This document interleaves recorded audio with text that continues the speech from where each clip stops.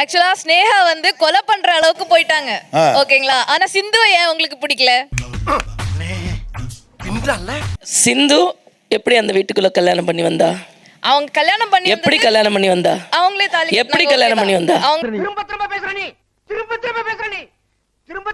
நீ. உங்க பையன் மன்னிச்சிட்டாரு. ஆனா ஸ்னேகா அவ பண்ண தப்பெல்லாம் உங்க பையன் பேர்ல பழி போட்டாளா? உங்க பையன் மேல பழிய போட்ட அப்புறமும் உங்களுக்கு எப்படி ஸ்னேகாவை பிடிக்குது?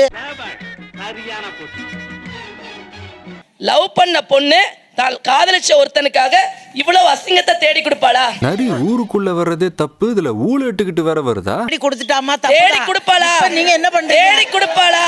இல்ல தேடி அதெல்லாம் மழுப்ப கூடாது. இங்க பாருங்க, எனக்கு எவ்வளவு வெறி இருக்கும். அவ்வளவு வெறி மாப்பிளைக்கு எல்லாம் உங்களுக்காக தான் மாமா.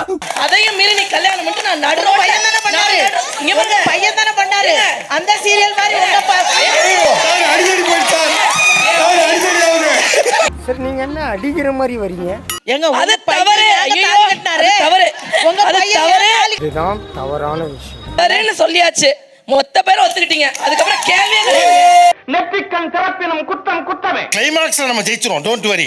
சார் திருப்பி அந்த பக்கம் போற மாதிரி இருக்கு. நீங்க அவர்கிட்ட வாங்கின காசுக்கு ஏணி சின்னத்துல ஒரு குத்து, உங்ககிட்ட வாங்கின காசுக்கு தென்னை மரம் சின்னத்துல ஒரு குத்து. நான் எந்த பக்கம் இருக்கேனே எனக்கு தெரியல. என் நிலைமை ரொம்ப மோசமா இருக்குங்க. சொல்லவும் முடியல, மெல்லவும் முடியல. நீங்க உங்க பையனை ஒழுங்கா வளர்க்கல. உங்கள மாதிரியே பேச சொல்லி கொடுத்து அதுக்கு முந்திர பயணிக்க வந்துட்டாங்க. மறுபடியும் முதல்ல இருந்தா நீங்களே உங்க பிள்ளைய சரியா வளர்க்கலையா?